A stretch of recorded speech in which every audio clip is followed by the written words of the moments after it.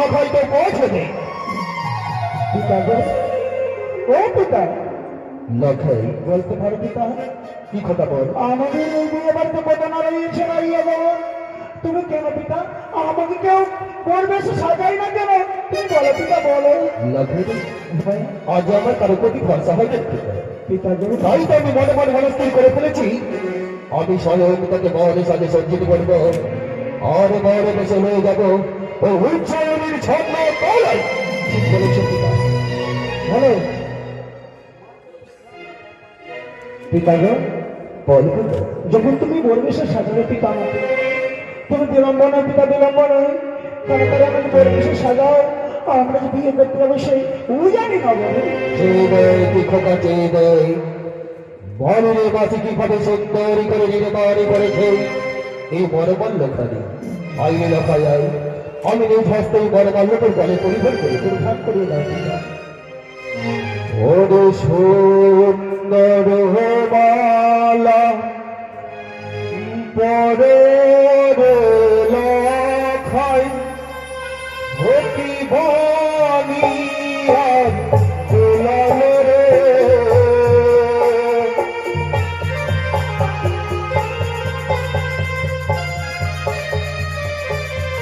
দাও পিতা, এই সুন্দর মালাখানা আমাকে পরিধান করিয়ে দাও পিতা।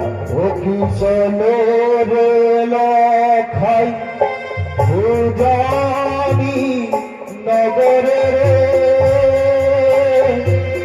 ওই নদী বাহ করিতে রে হে পিতা, হে আমি যাবো এই সুন্দর মালা পরিধান করে যাবো সেই মালাখানা বিবাহ করতে। তুমি বিলম্ব নয়, বিলম্ব নয় পিতা, আমাকে এই সুন্দর মালাখানা পরিধান করিয়ে দাও। তোর ঘরে আমি ঘরবালে পরিধান করি না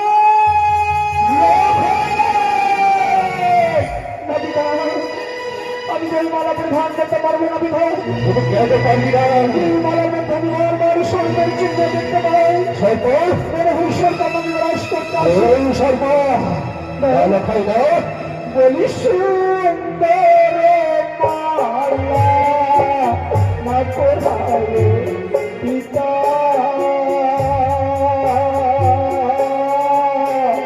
পিতা সোনা মোর গো।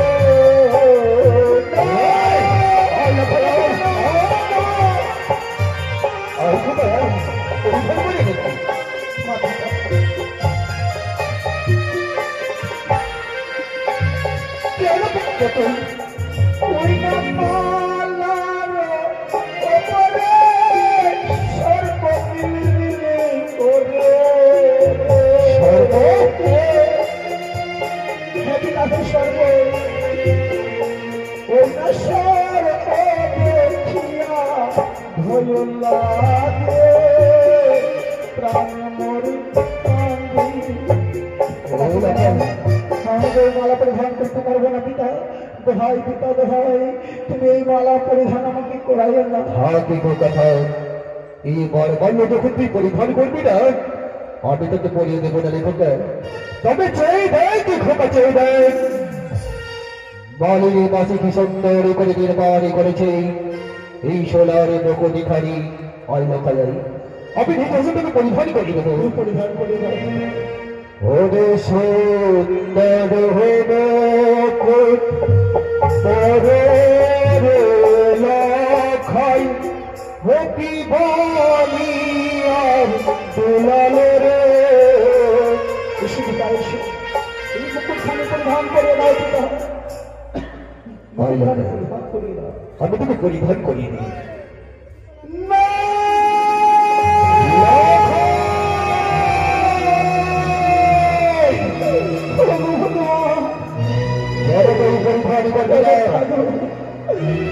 পিতা, আমি এই মালা পরি এই মুকুট পরিধান করতে পারি না পিতা। কেন পারিস না? বারবার যেন সর্প আমাকে গ্রাস করতে আসে পিতা। বলি সুন্দর মুকুট না পরালে পিতা,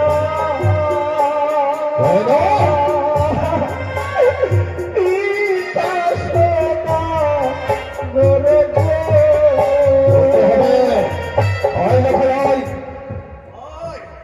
গো। সুন্দর বড় মল্ল আমি তোকে পরিহার করে দেব।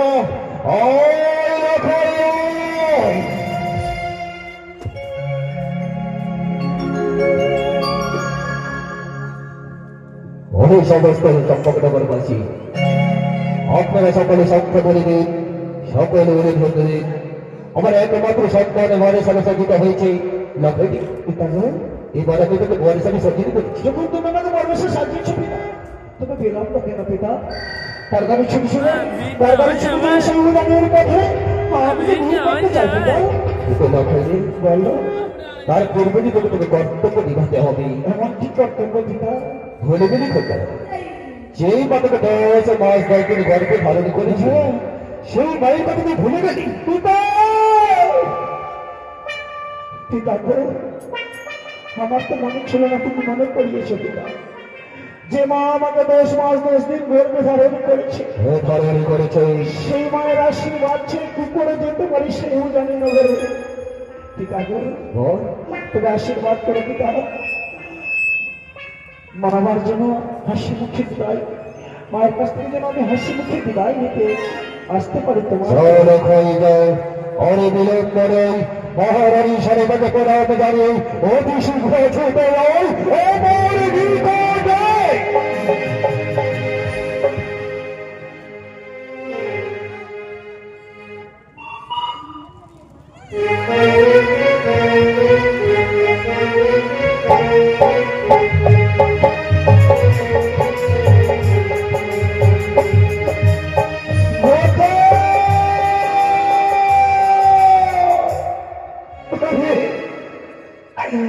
আমি তোকে কেমন করে আমি তোকে বিদায় করবো?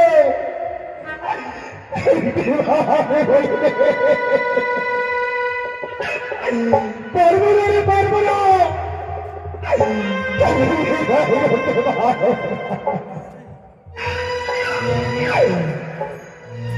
এইভাবে দেখি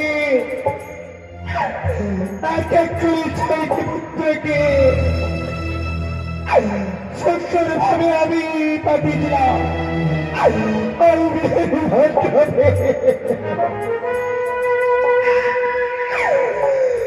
সেই পরিণতি পেলাম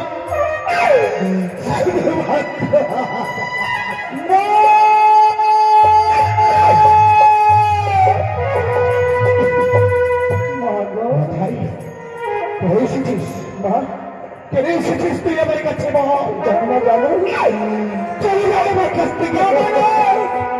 আমাকে যে পিতা বর বেশি সাজিয়েছে, মা তুমি বলবে না আমাকে দেখতে কিরকম মানায়? দেখাই মাকে বলো।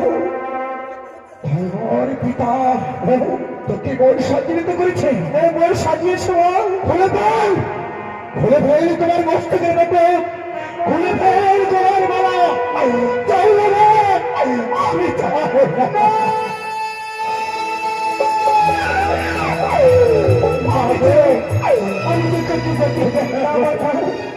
জানো না, জানো আমি যদি এই পরিবেশে উদানীনগরে বিবাহ করতে না যাই, তবে সেই মেয়ে লগ্ন ভ্রষ্ট হবে না। তুমি যে নারী, কি করে তুমি বলতে পারো তুমি এই বরমালা খুলে ফেলো? ওই মধুখানি খুলে ফেলো কি করে বলবো? তুই জানিস না রে, তুই জানিস না। ওই জাতি তোমার ওই নারীর লগ্ন ভ্রষ্টা, ওই নারীর কাছে আমার সন্তানকে কোনদিন আমি হারিয়ে দিতে পারবো না।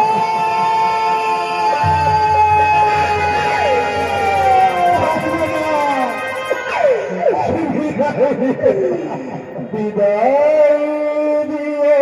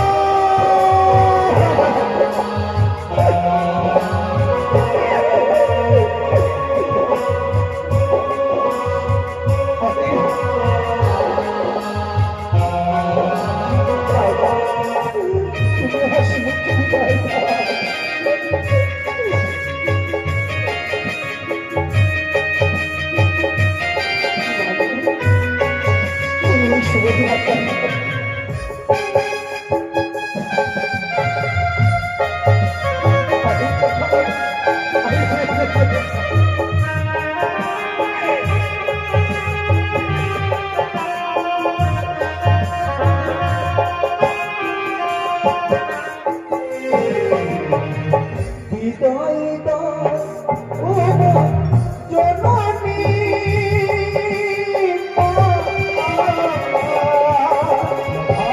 বলি যেন ফিরে আসি বিদায় দাও প্রিয় জননী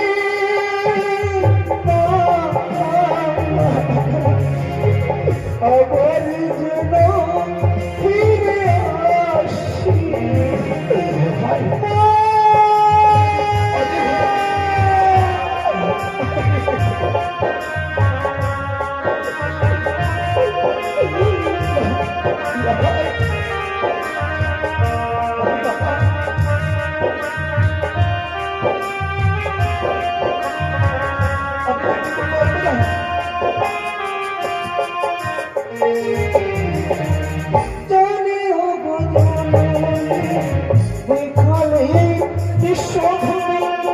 আশীর্বাদী করমা যাবল জানি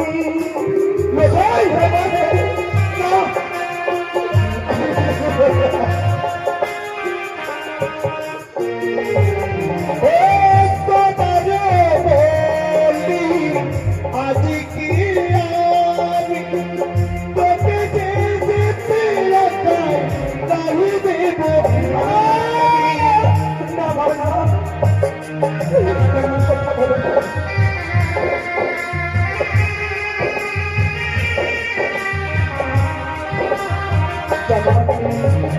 পিতৃয়া কপাল যাব পিতৃয়া পালন করি যাব আশীর্বাদ করবা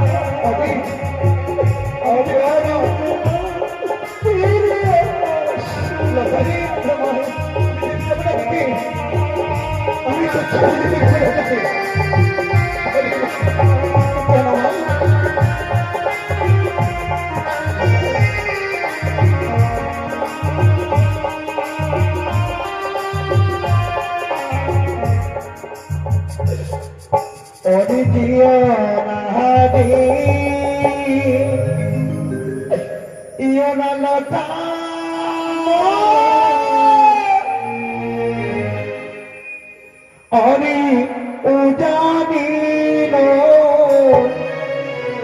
গদে রে প্রাদ হো রোলা গে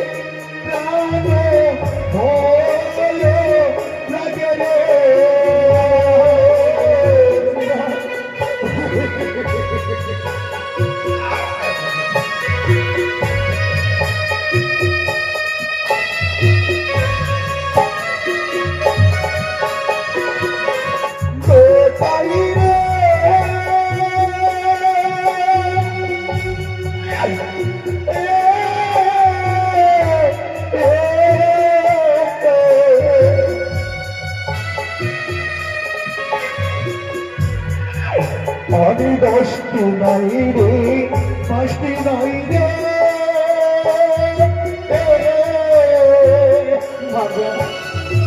এই সময় তুমি ভালো আমার চাঁদের ভাই রে প্রাণ হলো লাগে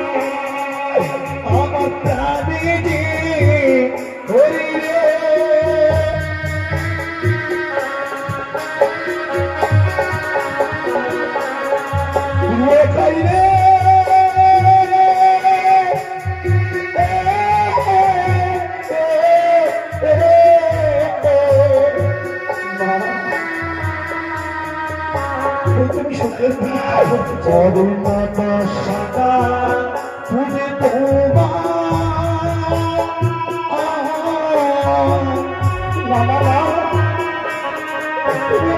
পিতা সদা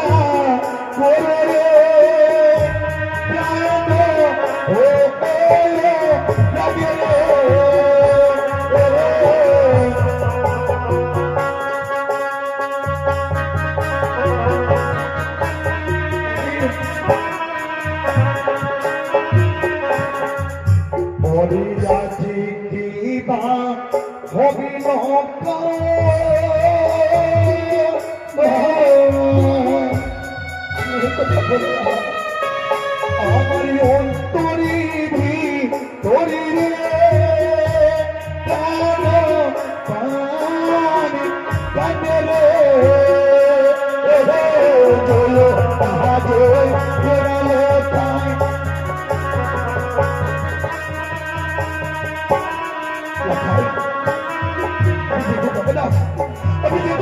তুমি জানো মা বলো এর কোনো কারণ নেই তুমি জানো মাতা গো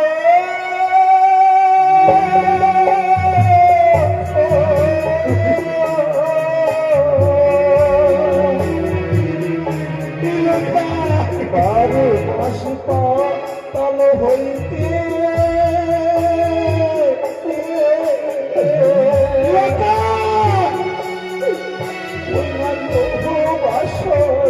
ঘরে মাতা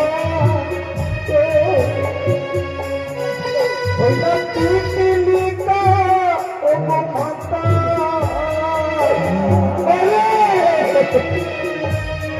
ওই না প্রবেশ নাই করে দে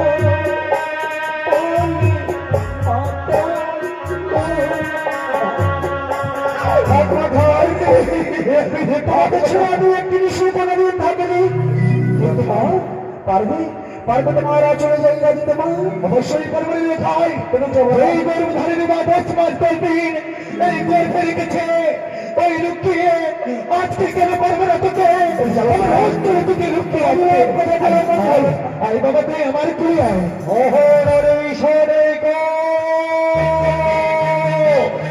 ওহো রে ঈশ্বরে গো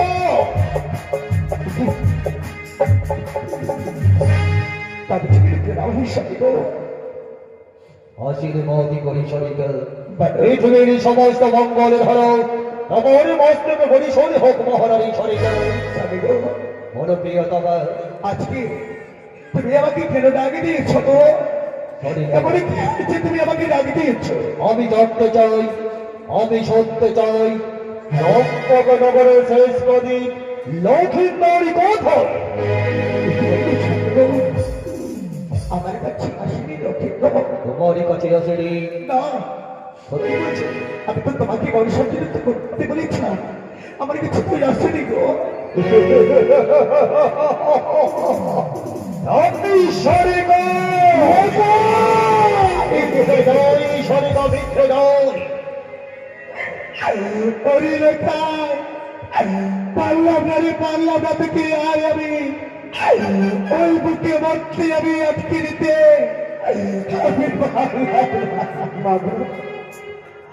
যখন পিতা এসেছিল তুমি পিতার হস্তে তুলে দাও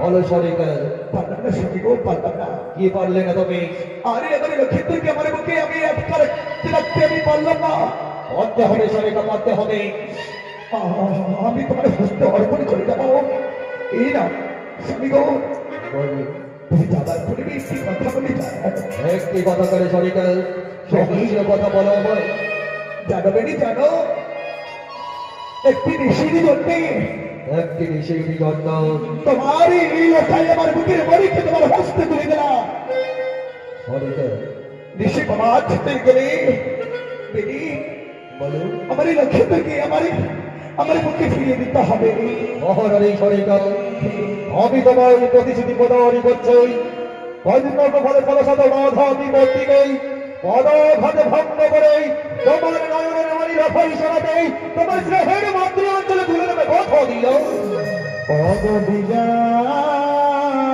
দিলা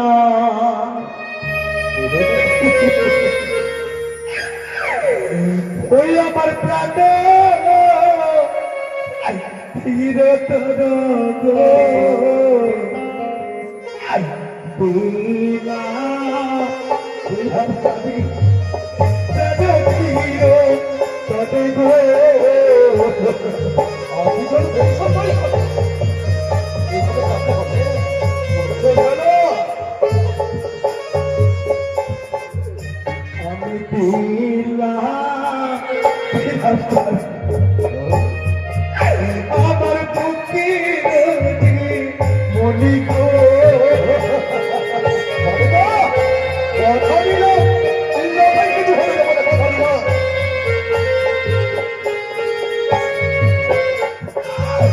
ওরি তো করিল তাই বাবা বলে তুই আমার ডাকি গো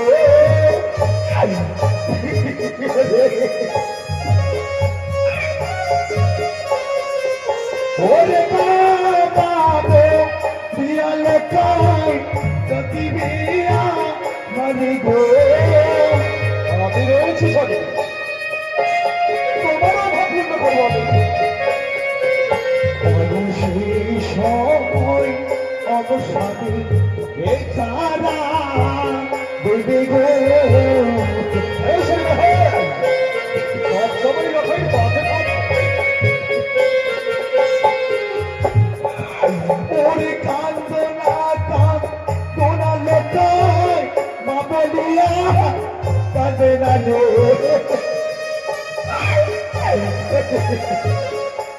লা